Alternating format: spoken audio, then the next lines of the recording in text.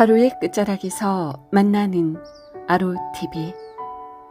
떠돌이 신세로 억지 훈장 일을 맡아 인간 군상의 호황됨을 보게 되는 그 이상의 내용으로 김사과 시리즈 11번째 이야기를 담았습니다. 옛 이야기를 벗삼아 꿀잠 주무시기 바랍니다. 김사과씨 무봉의 얄궂은 꼼수에 걸려들어 훈장 노릇을 한 지도 어느덧 넉 달, 5달. 그는 종종 이렇게 중얼거렸지요. 세상에, 이런 고리타분하고 허무맹랑한 직업이 또 있을까? 그도 그럴 것이 날이면 날마다 코 흘리게들 앞에서 하늘 천당지 아니면 맹자왈 공자왈 이것만 읊고 있으니 참 그 따분함이란 이루 말할 수 없었습니다. 총명한 아이라도 하나 있었다면 그나마 보람이 있었을 터인데 이 동네 아이들은 어찌나 까마귀 알을 먹은 듯 멍청한지 천지현황 이 네 글자조차 열흘을 가르쳐도 그 다음 날이면 말끔히 잊어버리고 말았지요. 그래서 훈장의 똥은 개도 안 먹는다는 말이 나왔구나. 한평생 인간사 욕망을 떨쳐버리고 들판의 바람처럼 살려 했던 김삿갓. 어쩌다 이 지경에 몰골이 되었단 말인지. 솔직하게 말해 도망치고 싶은 충동은 하루에도 몇 번씩 치밀었습니다. 그러나 발길이 떨어지지 않았던 까닭이 하나 있었지요. 자신이 떠나버리면 이 스무남짓 아이들의 앞날이 너무 가여워질 것 같았기 때문입니다. 그래, 애들 장래를 위해서라도 버틸 만큼은 버텨야지. 그러는 사이에 후임자도 좀 찾아보고 해서 무봉에게 몇 번이나 후임자를 구해달라고 청해보기도 했습니다. 그러나 무봉은 콧방귀를 끼며 늘 한마디뿐이었지요. 후임자는 무슨 후임자요. 사과 선생은 아무 말 말고 한평생 우리 마을에서 이렇게 살아가면 되는 것이 아니겠소.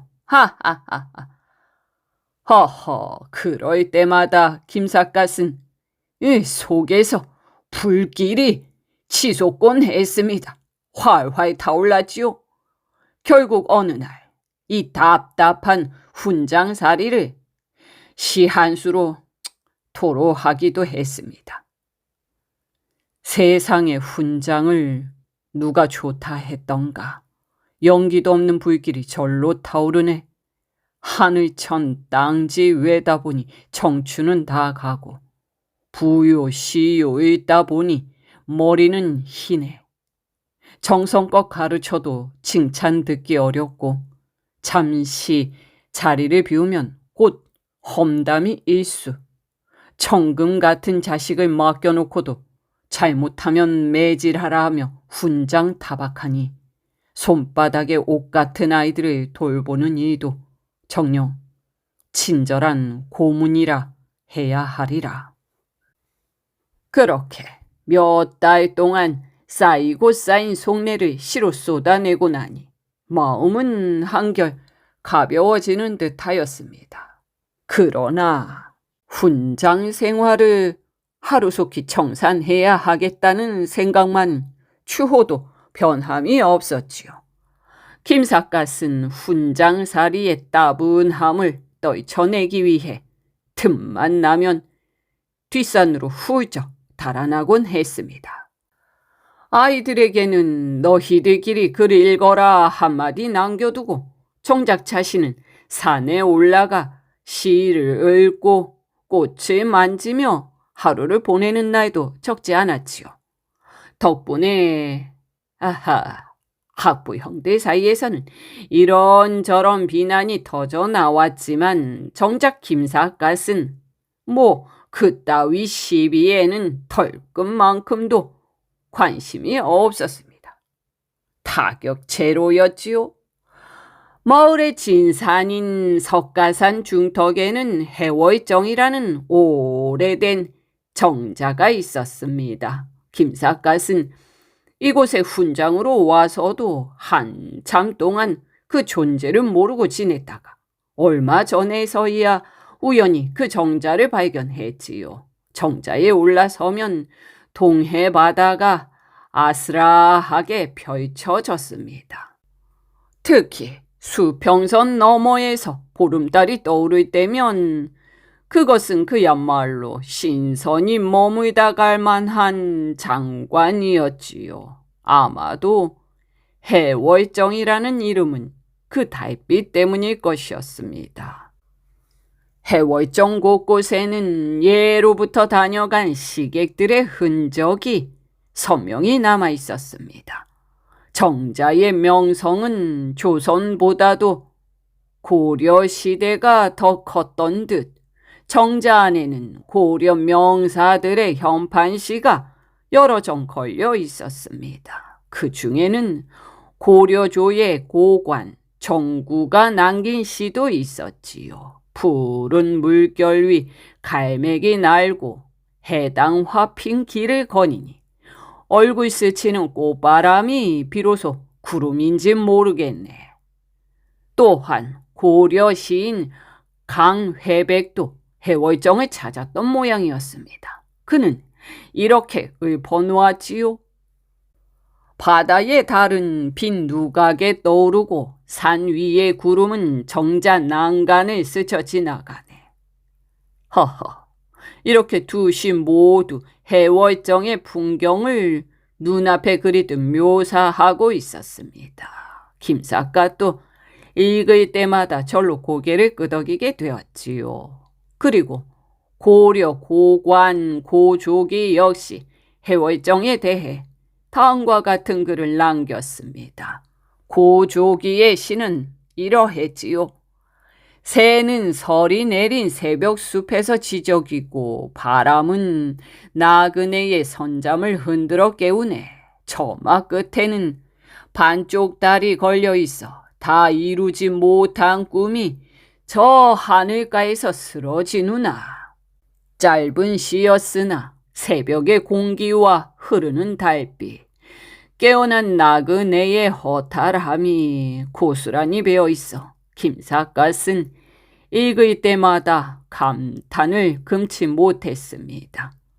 그 후로도 김삿갓은 시간만 나면 해월정에 올라 고인들의 시를 감상하는 것을 유일한 낙으로 삼아왔지요.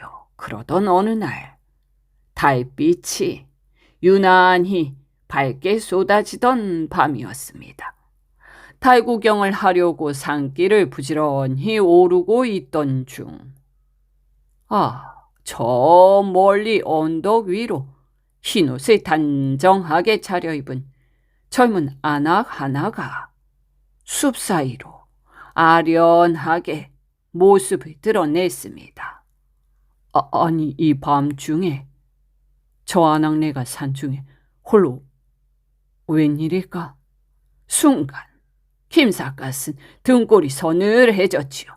혹 유령이 아닐까 싶었던 것입니다. 그러나 가까이로 다가오는 또렷한 발걸음 소리를 듣고 나서야 사람이 틀림없다는 것을 깨달았지요.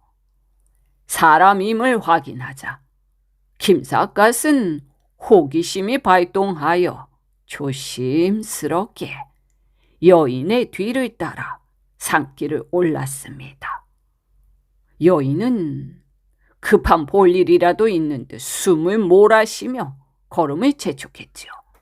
이윽고 여인은 해월정에 올라서더니 마치 누군가를 기다리고 있던 사람에게 달려가는 듯 숨을 고르며 말했습니다. 너무 오래 기다리게 해서 미안합니다. 아이 숨자. 이렇게 말이지요. 그러자 정자 안쪽에서 늑수그레한 목소리가 대답했습니다. 보고 싶은 사람을 기다리는 기쁨만큼 좋은 것이 또 어디 있겠소? 올라오느라 숨이 많이 차구려. 어서 이리 와서 앉으시오. 라고 말이지요. 허허, 두 사람의 말투만 들어도 보통 사이가 아니라는 것이 분명했습니다. 김삿갓은 정자역 그늘에 몸을 숨기고 조심스럽게 살폈지요. 그러다 순간 그의 눈이 크게 흔들렸습니다. 달빛 속에 얼굴이 완전히 드러나지는 않았지만 젊은 아낙과 정답게 마주 앉아있는 사람은 속인이 아니라 새 속을 떠난 노승이었던 것이었습니다. 여인이 입을 열었지요. 지난번 저희 집 49일째 때 스님께서 얼마나 정성껏 도와주셨는지 정말 감사했습니다.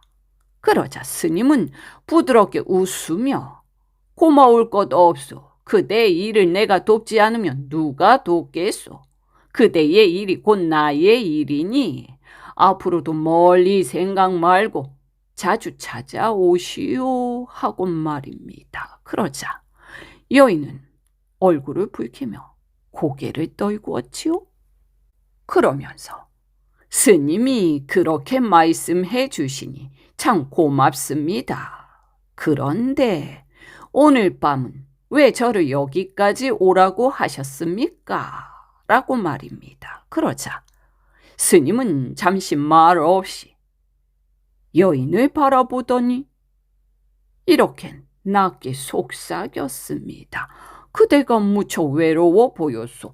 그 마음을 내가 위로해 주고 싶어 오늘 밤 이렇게 부른 것이요. 허허, 이건 또 무슨 말인지.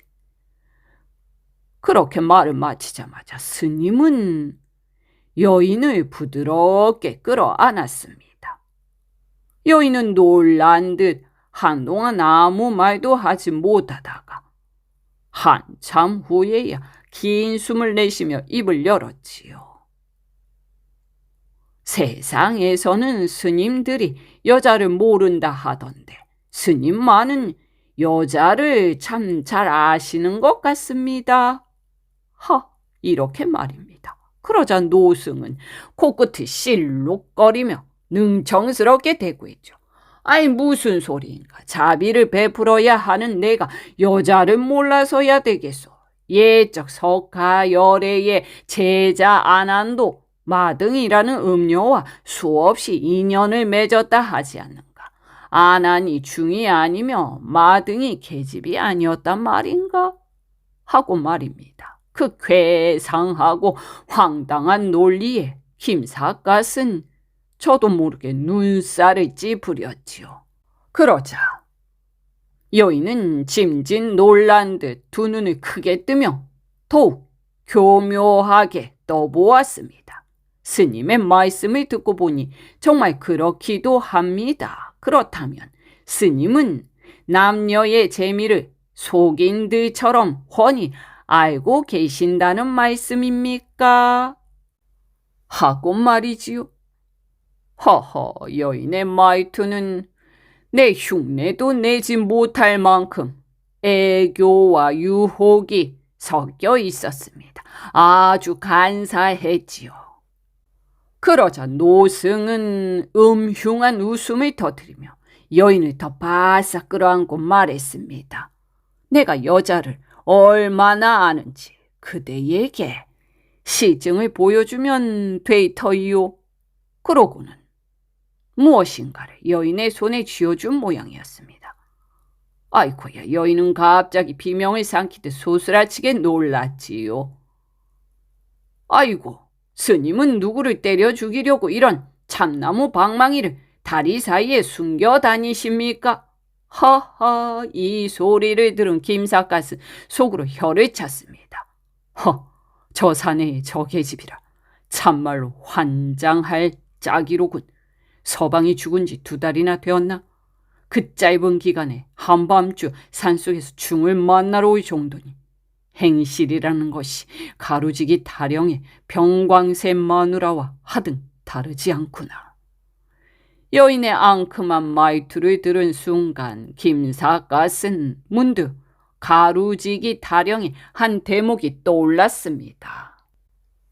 천하의 잡년이라 불리던 병강쇠의 마누라는 서방의 신물을 만지작거리며 이상야릇한 사설을 늘어놓던 장면이었죠.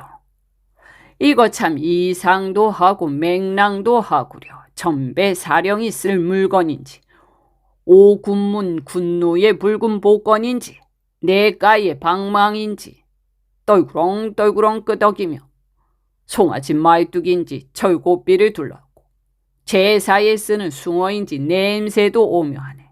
7, 8월 알밤인지 두 쪽이 붙어있고 참으로 해괴망측하고도 익살스러운 사설이었지만 지금 눈앞의 젊은 여인은 그만한 말재주는 없는 듯 했습니다. 그러나 손끝으로 만질수록 묘하게 실감이 나는지 여인은 숨을 고르며 다시 물었죠. 이렇게 말입니다. 스님, 이 방망이의 이름은 대체 뭐라고 합니까? 그러자 노승은 콧노래를 흥얼거리며 하하, 능청스럽게 말했습니다. 이 방망이는 말이요, 만천하의 여인들을 살리기도 하고 죽이기도 하는 생살 여의봉이라 하오. 성가에도 극락이 있듯 모든 여인을 극락으로 이끌어주는 물건이 바로 이것이외다 하고 말입니다. 그 말에 여인은 갑자기 얼굴을 새콤하게 찡그리며 노승을 힐난하듯 쏘아붙였습니다. 스님은 이 물건으로 많은 여자들을 극락으로 보내셨다는 말씀이군요.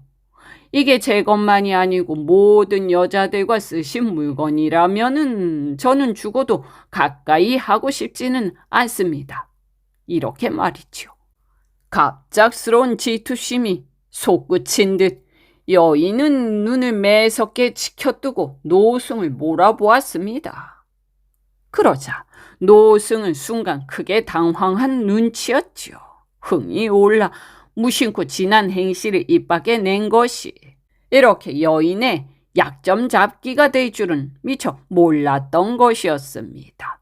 얼굴이 빨개진 노승은 허둥지둥 여인을 끌어안으며 마치 무슨 큰 진리를 깨우친 사람처럼 떠들어대지요. 중생이 천만이라도 인연은 따로 있는 법. 나룻배를 함께 타고 강을 건넜다 해서 모두 인연이 되는 게 아니지. 나는 봉이요, 그대는 황이요. 봉과 황의 인연은 삼생으로도 끊지 못하는 법인데 그대는 어찌 그리도 모른단 말이요. 오늘 이 자리에서 그 인연을 내가 직접 실증해 보이리다.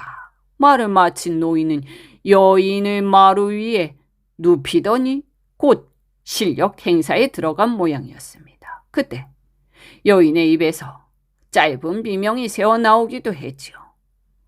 그리고는 숨을 고르는 소리와 함께 마치 투정인지 칭찬인지 모를 말투로 스님은 사람을 죽이십니다.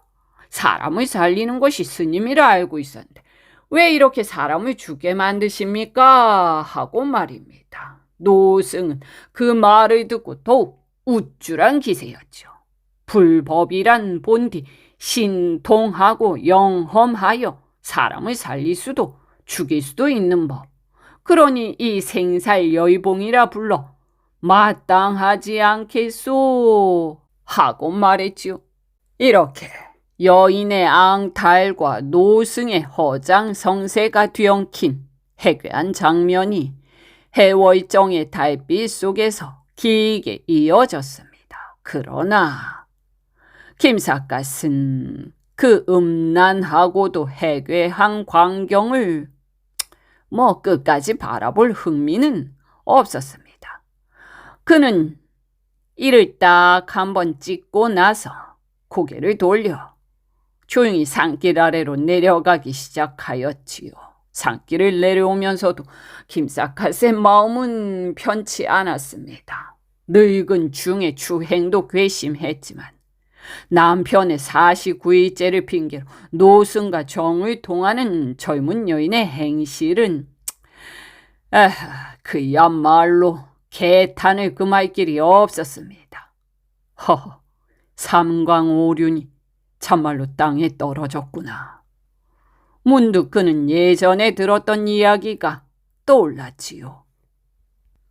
보림사의 무연대사라는 승려는 마누라가 5에 아들만도 7이라 했었습니다. 세상에 중이라며 돌을 닦는 사내가 그럴진데 방금 본 노승 역시 처자가 있는지조차 알 수 없으나 불공 들이러 오는 여자 신도들을 교묘히 농락하는 것만은 분명해 보였습니다. 그렇게 김삿갓은 터덜터덜 서당 쪽으로 내려오고 있었지요. 그런데 저편에서 걸어오던 여인 하나가 불쑥 발걸음을 멈추며 말했습니다. 삿갓 선생님 아니십니까? 하고 말이지요. 달빛에 비친 얼굴을 자세히 보니 그 여인은 다름 아닌 무봉의 누이 동생이자 김향수의 소실인 복녀였습니다. 오래간만입니다. 오라버님 댁에 다녀오는 길이십니까? 하고 김삿갓이 물었습니다. 김삿갓은 방금 해월정에서 보고 온 남녀의 음사 장면 때문인지 복녀의 모습을 보는 순간 묘한 충동이 스쳐 지나갔습니다. 그는 그렇게 마음을 진정시키려 애를 쓰며 말을 건네었지요. 복녀는 잠시 말없이 깊은 생각에 잠긴 듯 서 있었습니다. 그러다 불현듯 조용히 입을 열었죠. 그동안 선생님을 많이 뵙고 싶었습니다. 하고 말이지요. 뜻밖의 고백이었습니다. 그 말에 김삿갓의 가슴이 순간 뜨겁게 두근거렸지요. 여인의 숨결에 연정 비슷한 무언가가 실려 있었기 때문입니다. 그러나 그는 꼭 고개를 저었어요. 안 될 일이다. 복녀는 유부녀 아닌가. 유부녀를 가까이 했다가는 어떤 봉변을 당할지 모른다. 이렇게 불안감이 번져오자 그는 얼른 화제를 돌리기 위해 말을 꺼내었습니다. 그보다 향수 어른의 병화는 어떠신지요? 이전에 무봉 선생께서 읍내에서 보약을 지어다 드렸다고 들었는데 지금 그 보약은 잘 드시고 계신가요? 자연스럽게 그러나 의도적으로 시선을 다른 데로 돌리는 말이었습니다. 여인은 고개를 깊이 숙인 채 한동안 아무 말도 하지 않았습니다. 김삿갓의 질문에는 대꾸 한마디 없더니 이윽고 아까와 똑같은 말만 이렇게 되뇌듯 입을 열어 말했지요. 저는 그동안 삿갓 선생을 정말 무척 뵙고 싶었습니다. 하고 말입니다. 허허, 그 말투에는 흐르는 물결처럼 잔잔하면서도 한편으로는 억눌러 온 감정이 터져 나오는 듯한 떨림이 있었지요. 김삿갓이 목석이 아닌 이상 복녀의 가슴 속에 차오른 정한을 모를 리 없었습니다. 이 여인 아무도 모르게 나를 깊이 연모해왔구나. 그런 생각이 스쳐가자 김삿갓은 순간적으로 눈앞의 여인을 힘껏 끌어안고 싶은 충동을 느꼈습니다. 아니, 단순히 껴안는데 그치지 않고 아까 산정에서 본 늙은 중이 젊은 과부를 제멋대로 휘둘렀듯 자신도 그동안 억눌려 있던 욕정을 복녀에게 그대로 쏟아붓고 싶다는 위험한 충동이 스멀스멀 올라왔지요. 그러나 그는 곧 고개를 세차게 저었습니다. 안 된다. 복녀는 향수 어른의 소실이다. 그 여인을 건드렸다가는 훈장 노릇은커녕 마을에서 쫓겨나는 건 순식간이지. 그가 훈장 자리가 아까워서 그러는 것은 아니었습니다. 단지 유부녀와 간통했다는 오명을 뒤집어쓰고 조리 돌림 당하는 꼴을 피하고 싶었던 것이었지요. 그래서 그는 발걸음을 돌리 채비를 하며 가볍게 말했습니다. 가족분들께서 기다리실 텐데 늦기 전에 어서 댁으로 올라가시지요. 그러자 복녀는 갑자기 얼굴을 들더니 원망이 잔뜩 실린 목소리로 삿갓 선생은 저와 마주하는 것이 그렇게도 싫으십니까? 하고 되물었습니다. 그러자 김삿갓은 곤란해졌지요. 아이, 부인은 지금 무슨 말씀을 하시는 겁니까? 부인은 향수 어른의 사모님이시고 저는 그저 서당의 훈장일 뿐입니다. 우리 사이에 좋고 싫고 따질 사이가 아니지 않습니까? 그런데 그 사모님이라는 말이 복녀의 심기를 단단히 건드렸던 모양이었습니다. 그녀는 갑자기 매섭게 목소리를 높였죠. 저는 사모님이라는 말은 듣기조차 싫습니다. 하고 말입니다. 허허, 복녀가 그렇게까지 노골적으로 다가오자 김삿갓은 가슴이 덜컥 내려앉았습니다. 이대로라면 정말 일이 제대로 꼬일 판이었지요. 그래서 그는 복녀의 시선을 은근히 피하며 일부러 농담조로 말끝을 흐렸습니다. 사모님이라는 말이 귀에 거슬린다면 앞으로는 쓰지 않겠습니다. 하지만 이 밤중에 길 한복판에서 오래 마주 서 있다 보면 누가 와서 무슨 곡해를 할지 모르는 법이니 어서 댁으로 올라가시는 것이 좋을 듯합니다. 그러나 복녀는 좀처럼 발걸음을 떼지 않았습니다. 그리고 누가 뭐라 하면 어떻습니까? 삿갓 선생은 저를 만나기 싫으니 그럼 핑계를 대는 것이 아니십니까? 하고 목소리 높여 말했죠. 김삿갓은 더 이상 피할 방법이 없었습니다. 허허허, 아니 내가 무슨 원한이 있어 여사를 싫어하겠습니까? 나는 아무래도 상관없지만 여사에게 괜한 누가 미칠까 걱정되는 마음에 조심하는 것뿐이지요. 그 말을 듣자 복녀는 잠시 굳어있던 표정이 조금 풀어졌는지 숨을 고르며 이렇게 말했습니다. 선생님이 그런 마음으로 조심하신다니 저도 이해할 수 있습니다. 그러나 제가 선생을 무척 사모하고 있다는 사실만은 잊지 말아 주십시오 하고 조용히 말했습니다. 김삿갓은 깊은 숨을 들이쉬었죠. 제가 목석이 아니라면 여사의 심정을 어찌 모르겠습니까? 허나 만나서는 안 될 사람들이 남의 눈을 피해 만난다는 건 결국 죄를 짓는 일이 아니겠습니까? 그 점만은 서로 삼가해야 할 것입니다. 그러자 복녀는 고개를 숙이며 낮게 속삭였지요.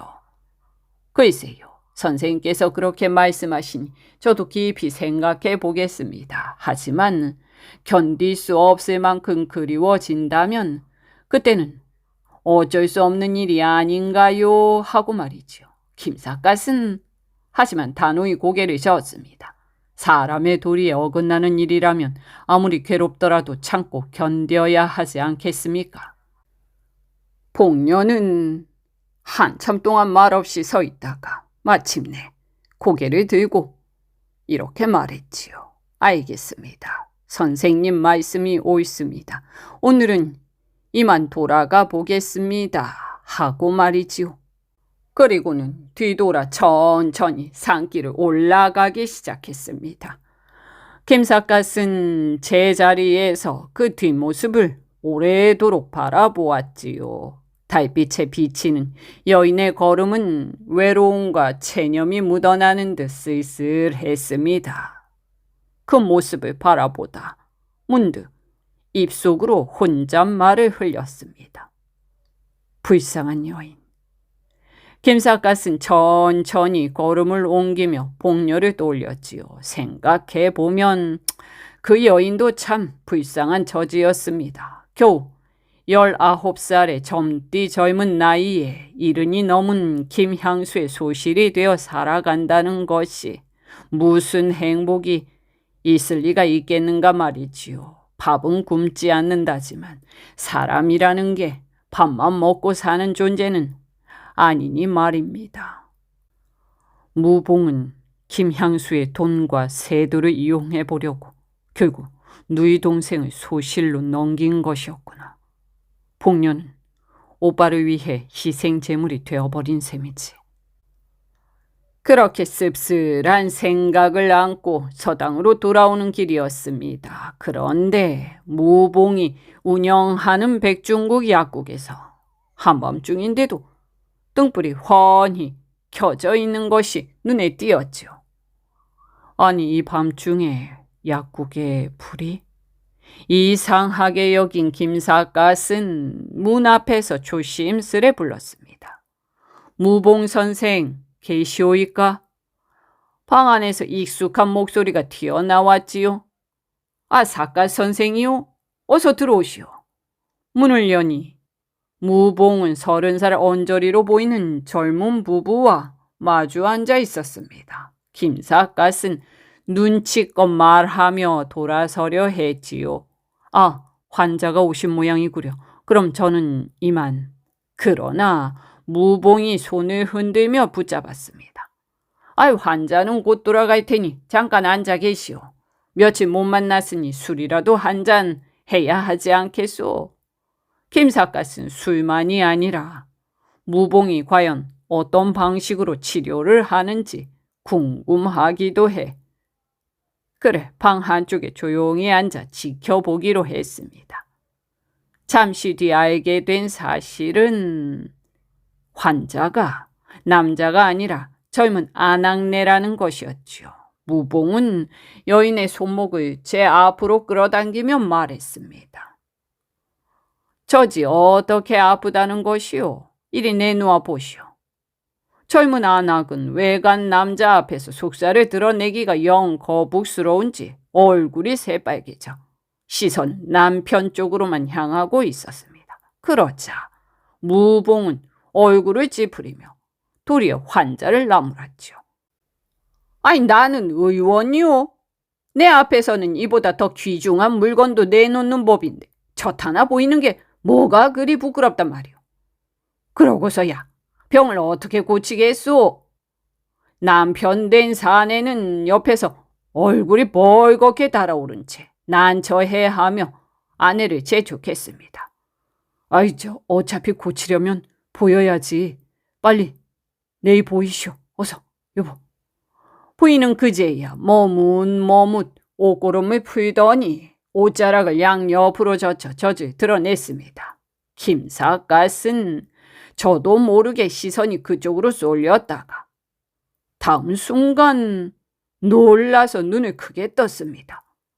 젖 한쪽이 고무풍선처럼 부풀어 올라 금방이라도 터질 듯한 모양새였던 것이죠. 무봉은 그 부풀어 오른 젖을 이리저리 살피며 중얼거렸습니다. 유종이로군. 그러고 나서 갑자기 남편에게 버럭 소리를 질렀죠.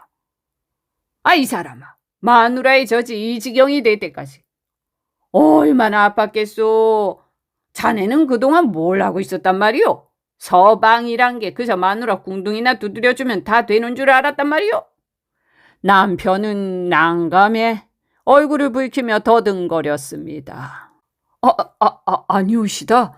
여러 약국을 돌아다녀 봤지만 도무지 차도가 없어서 결국 선생님을 찾아오게 된 것입니다. 무봉은 코숨이 치며 기세를 더 끌어올렸습니다.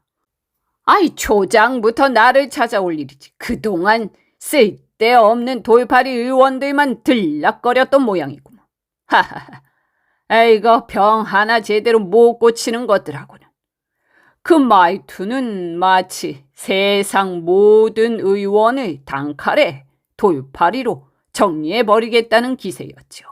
김삿갓은 옆에서 보며 속으로 불안함을 감추지 못했습니다. 무봉이 저렇게 큰 소리만 치다가 정말 병을 어떻게 고칠 작정이란 말인가? 환자의 남편도 같은 생각이었던지 불안한 눈빛으로 무봉에게 물었습니다. 선생님, 이 병 정말 고쳐주실 수 있겠습니까? 그러자 무봉은 기다렸다는 듯이 또 허리를 고추 세우고 어깨를 우쭐 대며 큰 소리로 말했습니다. 얘기 이 사람아. 이런 병을 내가 못 고치면 도대체 누가 고친단 말인가? 그는 다시 환자 여인을 돌아보며 부드러운 목소리로 물었습니다. 아이고, 그동안 많이 아팠지? 젊은 안악은 힘없이 고개를 끄덕이며 대답했지요. 예, 몹시 아팠사옵니다. 이렇게 부풀어 오르기까지는 너무 아파 잠을 이루지 못할 지경이었습니다. 하고 말입니다. 그러자 무봉은 슬쩍 남편을 흘겨보며 빈정거렸지요. 마누라가 잠도 못 잘 만큼 고통스러웠는데 서방이라는 자가 무정하게도 그 와중에 잠자리 하자고 덤벼들지는 않았던가? 남편은 얼굴이 새빨개지며 손사래를 쳤습니다. 참 선생님도 제가 아무리 둔하고 무지막지하기로 그런 짓을 했겠습니까? 무봉은 그 말이 우스운지 배를 잡고 웃었습니다. 하하하하. 사내 놈들 속이란 게 다 그게 그거 아니요. 안 그런 척하지만 결국 죄다 똑같은 것들 아닌가. 작가 선생, 내 말이 틀렸소? 아하, 김 작가는 애써 웃어 보이며 대답을 피했습니다. 상대하기도 귀찮고 무봉의 성정을 아니까 그저 웃고 넘긴 것뿐이었지요. 무봉은 다시 안악을 향해 말했습니다. 젊고 예쁘게 생긴 데다 병도 흉하게 골았으니 특별히 잘 고쳐줘야겠구먼. 자, 바깥 양반, 내가 치료하는 법을 알려줄 테니 잘 듣고 그대로 하시오. 알아들었소?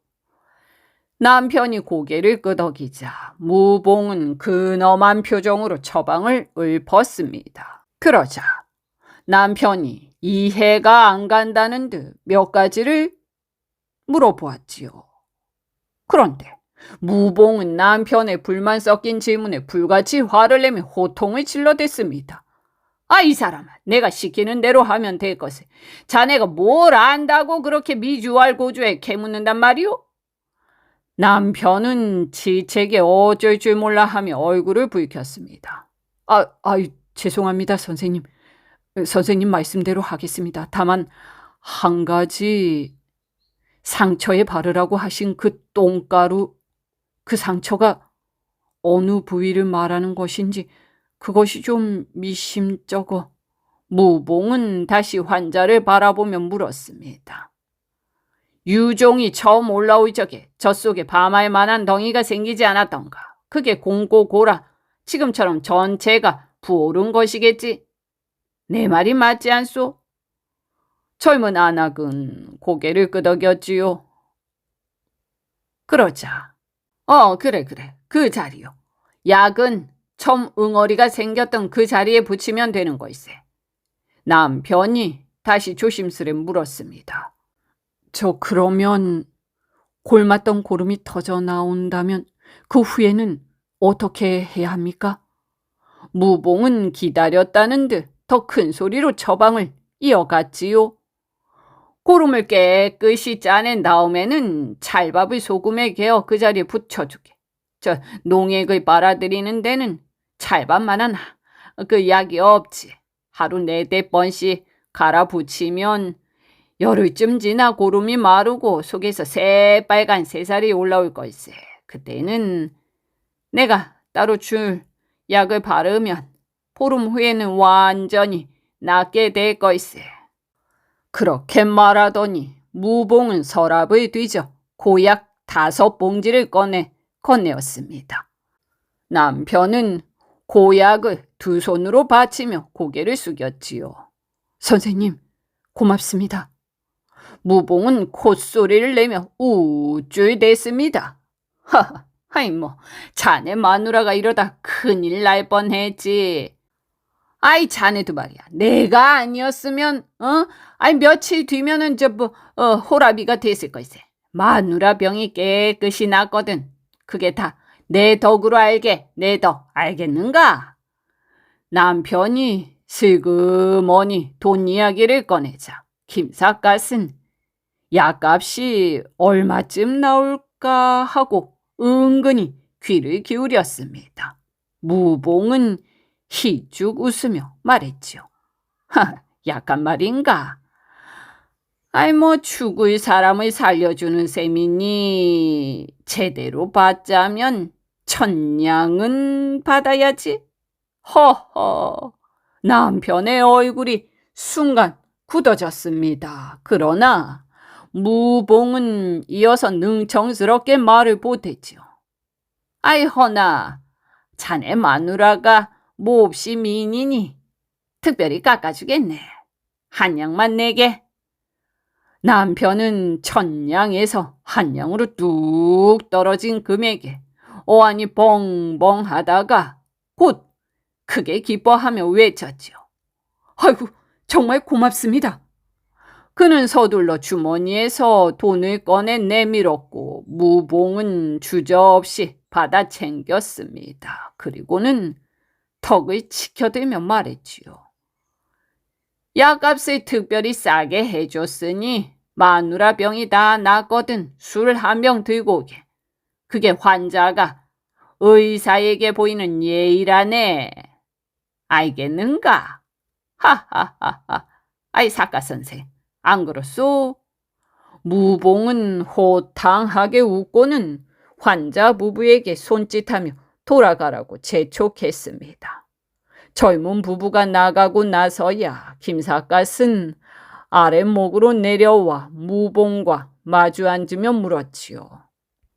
저 무봉 선생, 그 여인의 젖이 그렇게 무섭게 골마 올랐던데 똥가루를 발라서 정말 쉽게 나올 수 있겠습니까? 치료법이 너무 원시적이고 불결해 보여 솔직히 의심이 들었습니다.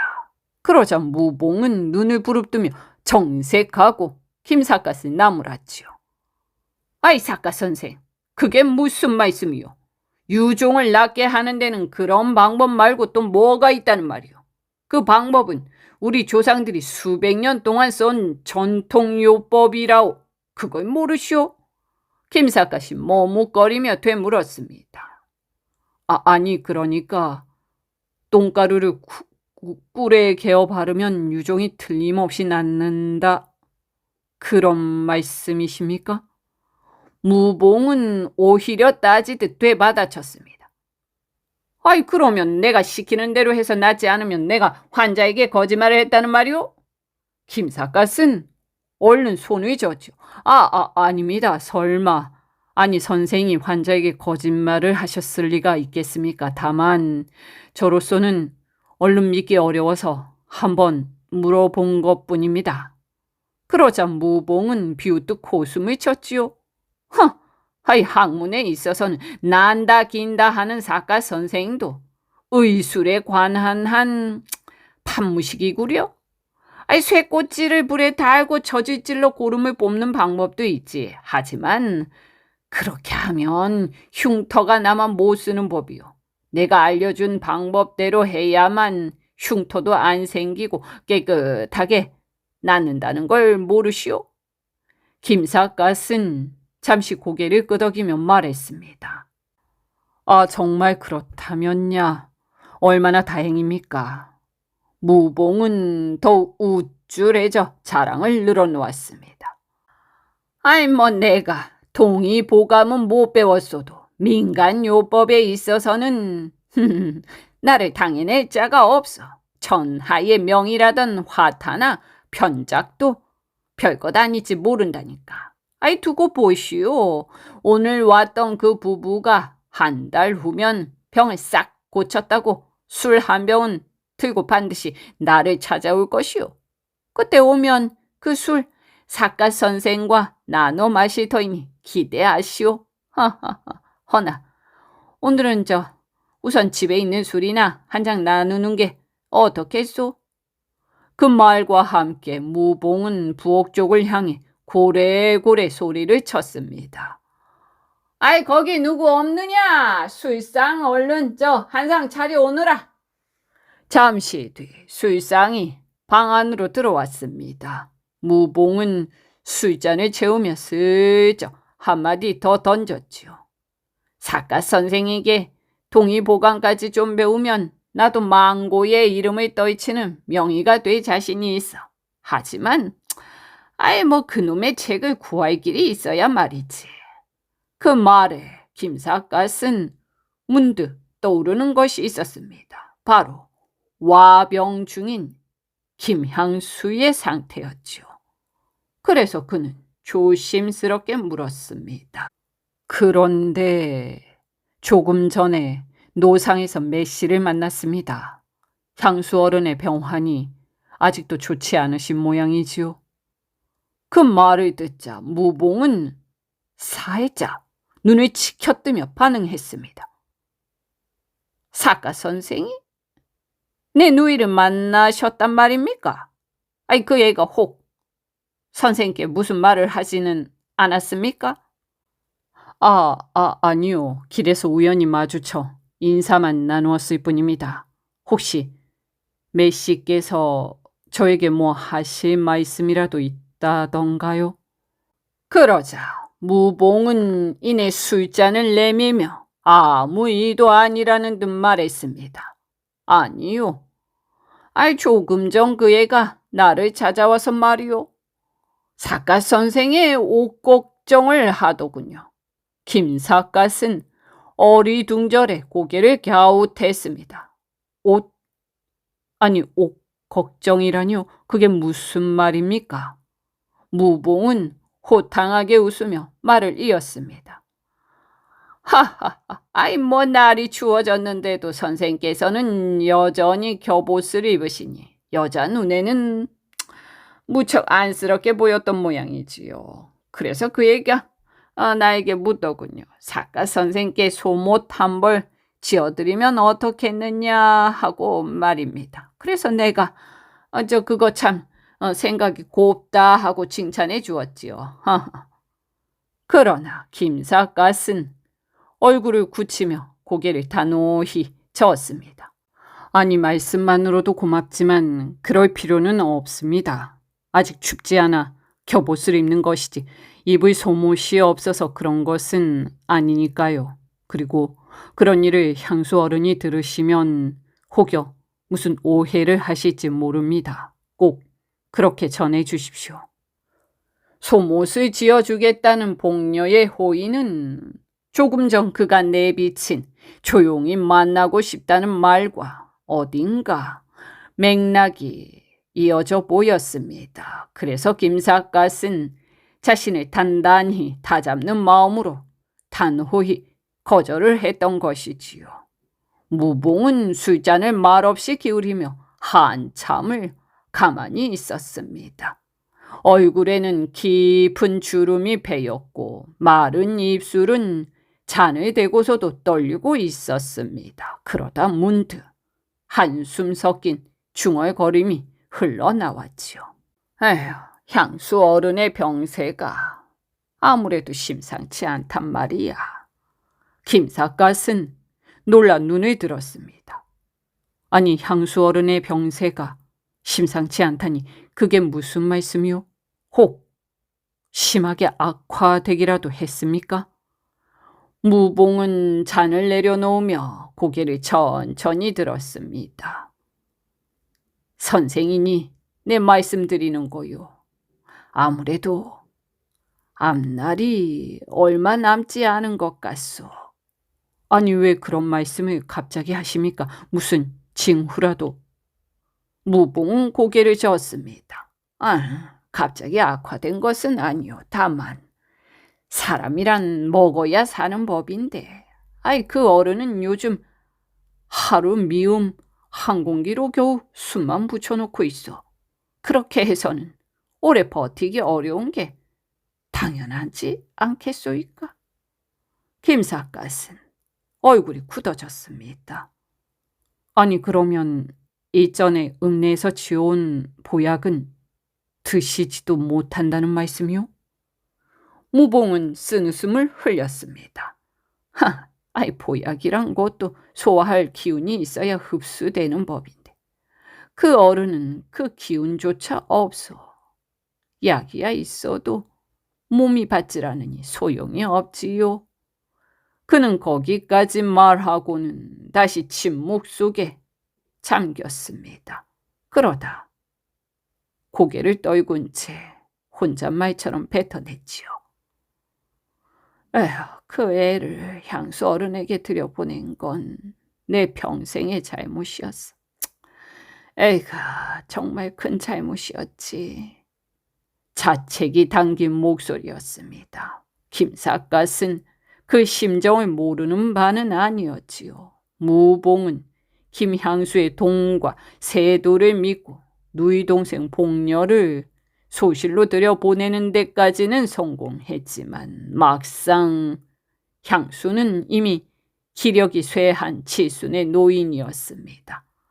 이대로 그가 세상을 뜬다면 19 꽃다운 나이의 복녀는 기대의 꽃도 갈 곳도 없이 그야말로 개발의 도토리 신세가 되고 말 터였지요. 무봉이 지금 후회와 근심 사이에서 술만 들이키는 이유를 김삿갓은 짐작하고도 남았습니다. 인명은 제천이라 하지 않소. 앞일이야 어느 누가 알겠습니까? 지금 당장은 위태로워 보여도 뜻밖의 4, 5년씩 더 버티는 이들도 많지 않소. 그러나 무봉은 전혀 위로가 되지 않았습니다. 아이고, 길게 버티기만 하면 무얼 하오. 그럴수록 내 누이의 신세만 더 비참해질 뿐이지요. 나는 그게 두렵소이다. 허허, 이렇게 우울한 방향만으로 흐르는 화제에 김삿갓은 슬며시 손사래를 쳤습니다. 자자자, 그런 이야기는 그만둡시다. 이 좋은 술자리에서 그런 말을 자꾸 하니 술맛이 떨어지오. 기왕 마시는 김에 기분이나 좀 풀어봅시다. 무봉도 그제야 고개를 끄덕였습니다. 알겠어. 일단은 있자고 했으니 있고 술이나 마십시다. 그렇게 술잔이 몇 순배 오가는 동안 두 사람은 제법 취기가 올랐습니다. 하지만 무봉은 많이 취해서도 누이 동생 이야기만은 결코 잊지 못하는지 또다시 말문을 열었지요. 부모님이 돌림병으로 돌아가신 게 6살 때, 그 아이가 6살 때였지요. 그때부터 내가 데리고 키웠어. 겉으로는 누이 동생이라 하지만 나이 차이로 보면은 나한테는 자식이나 다름없는 아이지요. 김삿갓은 인상을 찌푸렸습니다. 메시 이야기는 그만하기로 하지 않았습니까? 취중에 자꾸 그리 말씀하시면 곤란합니다. 그러나 무봉은 더 깊은 한숨을 내쉬었습니다. 그 애의 앞날이 너무 막막해 보여서 그래요. 본인은 싫다는데도 내가 억지로 향수 어른의 부실로 들여보냈거든요. 그게 큰 잘못이었소이다.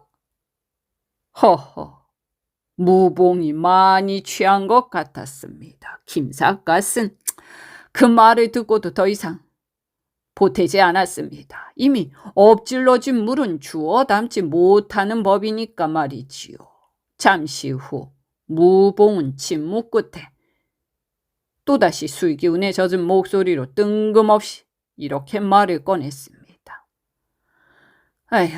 그 애는 머지않아 과부가 되게 틀림없어. 그렇게 되면 삿갓 선생, 그 애가 너무도 딱해 보여. 혹시 적당한 때가 되면 그 아이를 거두어 주실 생각은 없으시겠소? 허허, 하이, 김삿갓은 술이 확 깨버렸습니다. 얼굴이 굳어지고 반쯤 엎어지다시피 무봉을 노려보았지요. 아니, 무봉 선생, 술주 정도 정도가 있지. 지금 무슨 말씀을 하는 겁니까? 김향수 어른이 멀쩡히 살아계신데 그분이 죽거든 그 소시를 나더러 거두라니? 그런 말은 아무리 주정이라도 두 번 다시 입에 올리지 마시오. 아이고, 술기운 속에서도 김삿갓의 말투는 단호하고 냉정했습니다. 무봉은 손을 휘휘 저으며 김삿갓의 말을 이축했죠. 아니, 나는 주정이 아니라 진담이요. 삿갓 선생도 언제까지나 독신으로 지낼 수는 없는 노릇 아니요. 김삿갓은 참 어이가 없어 코웃음을 쳤습니다. 아니, 내가 왜 독신이요? 금강산 구경하러 가던 길에 무봉 선생이 억지로 붙잡아 두는 바람에 잠시 이곳에 머무르는 것일 뿐이지. 고향에는 처자식이 멀쩡히 살아있다오. 그러나 무봉은 아랑곳하지 않고 오히려 큰 소리를 쳤습니다. 아이, 뭐 처자식이 있기는 있겠지요. 하지만 사내 자식이 얼마나 못났으면 마누라를 하나만 데리고 산단 말이오. 내 누이 말이오. 그 아이는 제법 쓸만한 아이라오. 가만 보니까 그 애도 선생을 은근히 흠모하고 있는 눈치던데. 아이, 뭐 그렇지 않다면 어찌 선생 옷 걱정까지 하겠소이까? 아니, 그러니 그 애가 만약 불행하게 되거든, 아이, 선생께서 꼭 좀 그 애를 거두어 주시오. 아유, 이건 나의 간절한 부탁이요. 허허허, 이쯤 되자 김삿갓은 그야말로 기가 막혔습니다. 헛웃음도 안 나왔지요. 아니, 이 사람이 취하긴 취해도 정도가 있지. 술 취한 사람과 변론을 해봐야 소용없음을 깨닫고는 그는 슬그머니 주제를 돌렸습니다. 아이, 뭐 그 일은 나중에 때가 되면 생각해 보기로 하고 오늘은 일단 술이나 마십시다. 그렇게 분위기를 억지로 봉합하기는 했지만 김삿갓의 속은 불안이라는 것이 장작불처럼 활활 타오르기 시작했습니다. 아니, 왜 그렇지 않겠습니까? 무봉이라는 사람은 워낙 성정이 고집스럽고 한번 마음에 박힌 생각은 절대로 바꾸지 않는 사람이었죠. 그런 자에게 누이 동생을 맡아달라 부탁을 받았으니 참 그야말로 함정에 발목 잡힌 느낌이었습니다. 아니나 다를까 무봉은 다시 술잔을 채우며 뻔뻔하게 떠들었습니다. 아이, 나는 믿어 의심치 않소이다. 언젠가 우리가 남매간이 될 것을. 그런 의미에서 내 술 한 잔 받아주시오. 하하하하하하. 김삿갓은 또 어쩔 수 없이 잔을 받기는 했지만 속으로는 그야말로 오싹했습니다. 아니, 이 사람 언제 어떤 속셈으로 나를 묶어두려 할지 도무지 알 수가 없겠구나. 그래서 그날 이후 김삿갓은 백낙촌을 떠날 방법을 진지하게 궁리하기 시작했지요. 어차피 나는 언젠가는 이곳을 떠날 또돌이다. 하루라도 빨리 후계자를 구해놓고 방랑의 길을 다시 떠나야겠다. 그는 그 결심으로 사방의 후계자를 수소문했으나 적임자는 좀처럼 나타나지 않았습니다. 그 사이 그는 무봉과의 만남을 줄이기 위해 의도적으로 그를 피했고 날마다 해월정에 올라 고요한 산중 풍경과 옛 시문을 벗삼아 잠시나마 마음을 달래고 있었지요. 오늘 각색한 이야기는 조선 야담의 해학과 인간사 풍경이 한데 섞여 있는 것 같습니다. 그렇게 웃음과 씁쓸함이 동시에 배어 있었지요. 김삿갓은 떠돌이 신세로 억지 훈장 일을 맡아 인간 군상의 허황됨을 곁에서 보고, 해월정에서는 젊은 과부와 노승의 은밀한 만남을 목격하며 무너진 도덕과 욕망의 민낯을 새삼 느꼈습니다. 약방의 무봉은 허풍으로 가득 찬 민간요법을 늘어놓고, 복녀는 늙은 남편 곁에서 시들어가는 삶 속에 연정을 품지만, 김삿갓은 스스로의 처지를 생각해 단호히 선을 그었지요. 결국 무봉은 술김에 누이의 장래를 걱정하며 김삿갓에게 맡아달라고 부탁하는데, 이는 인간의 욕심이 만든 굴레가 어떻게 주변 사람에게까지 얽어매는지를 보여주는 장면인 것 같습니다. 전체적으로는 이 이야기의 결이 가볍게 흘러가면서도 사람의 욕망과 후회가 남긴 씁쓸한 여운이 자연스럽게 느껴지는 시간이었지요. 긴 시간 들어주셔서 감사합니다.